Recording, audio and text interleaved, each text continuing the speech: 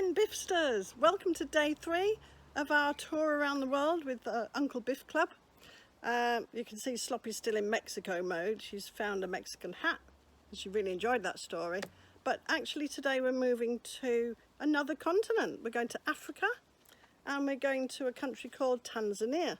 Now this is the flag for Tanzania. And you can see it's quite green and yellow. I thought I would wear something that was green and yellow for you.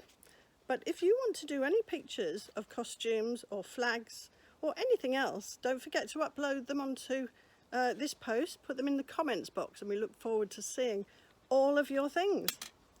So today's story is about a really naughty hare, which is a bit like a rabbit, and it's called The Hare and the Lion. So if you're sitting comfortably, I'll begin. One day, Soongoo'ra the hare, roaming through the forest in search of food, glanced up through the boughs of a very large calabash tree and saw that a great hole in the upper part of the trunk was actually full of bees. So he returned to town in search of someone to go with him and help him get all the honey.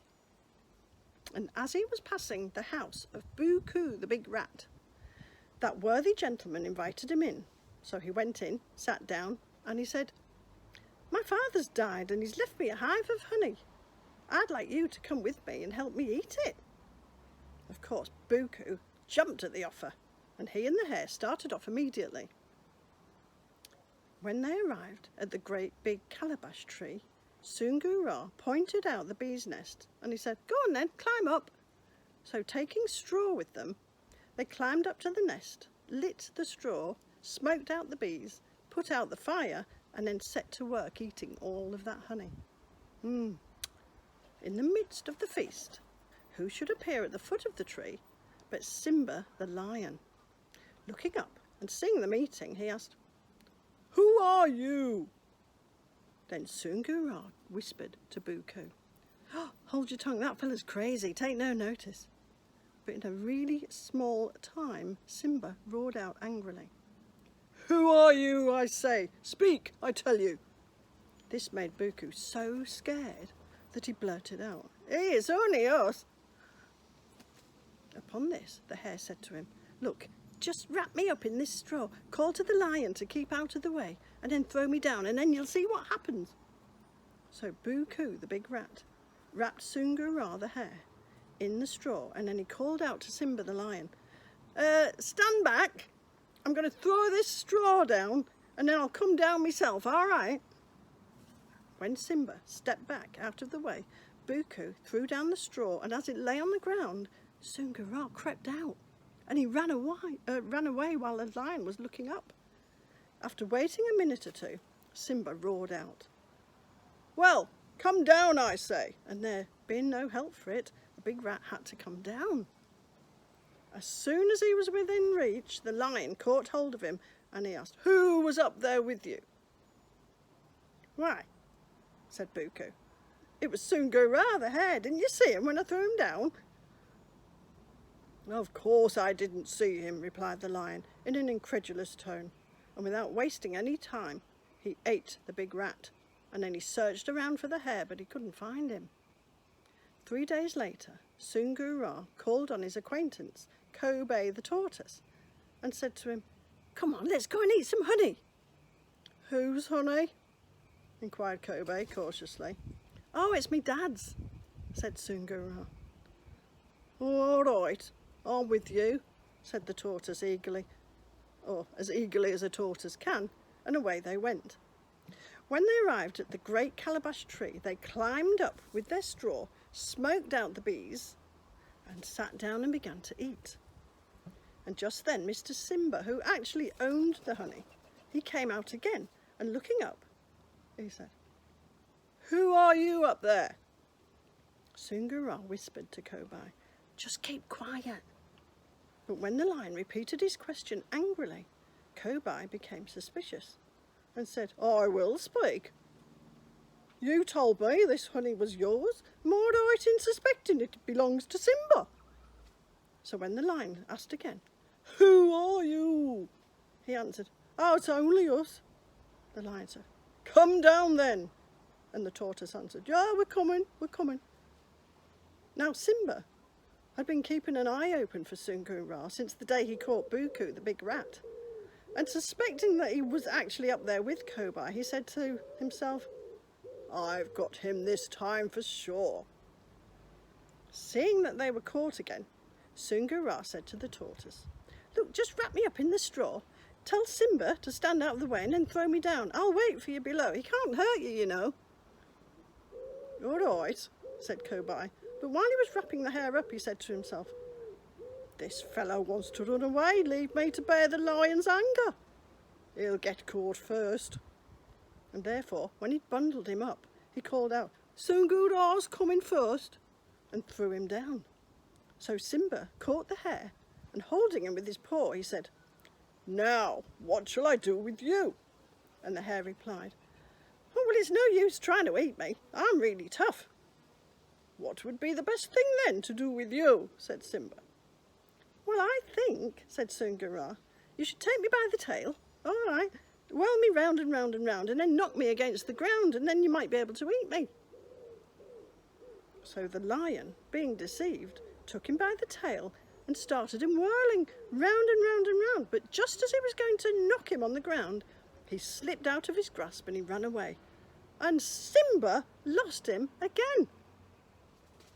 Angry and disappointed, he turned to the tree and he called to Kobai, "You come down too." When the tortoise reached the ground, the lion said, "You're pretty hard. What can I do to make you eatable?" "Oh, that's easy," laughed Kobai. "Just put me in the mud, rub me back with your paw until my shell comes off." Immediately on hearing this, Simba carried Kobai to the water, placed him in the mud, and began, as he supposed, to rub his back. But the tortoise had slipped away, and the lion continued rubbing on a piece of rock until his paws were red raw. And when he glanced down at them, he saw that they were actually bleeding. And he realised he'd been outwitted, and he said, "Oh, the hare has done me today, but I will go hunting until I find him." So Simba the lion set out immediately in search of Sungu Ra the hare, and as he went along, he asked everyone he met, "Where is the house of Sungu Ra?" But each person he asked answered, "I don't know," because the hare had said to his wife, "Let's go from this house," and therefore the folks in that neighbourhood had no knowledge of his whereabouts. Simba, however, went along, continuing his inquiries until presently one answered, "Oh, that's the house that's on the top of the mountain." So without wasting any time, the lion climbed that mountain, and soon he arrived at the place, only to find that there was nobody home. But this didn't trouble him. He said to himself, "I'll hide inside, and when Sungu Ra and his wife come home, I'm going to eat them both." And he entered the house and he lay down waiting for them to come. Pretty soon along came the hare with his wife, not thinking about any danger, but then he discovered the marks of the lion's paw on the steep path, and stopping at once, he said to Mrs. Sungu Ra, "Oh, you go back, dear. Simba the lion's passed this way and I think he might be looking for me." But she replied, "I won't go back. I'll follow you, my husband." And although he was really pleased at this proof of his wife's affection, Sungu Ra said firmly, No, you have friends to go to. You go back." So he persuaded her and she went back, but he kept on going, following the footmarks, and he saw, as he suspected, that they went right up to his house. "Ah," he said to himself, "Mr. Lion's inside, is he?" Then cautiously, going back a little way, he called out, "How'd you do, house? How'd you do?" Waiting a moment, he remarked really loudly, "Well, this is very strange. Every day as I pass this place, I say, 'How'd you do, house?' And the house always answers me, 'How'd you do?' There must be someone inside today." And when the lion heard all that, he called out, "How'd you do?"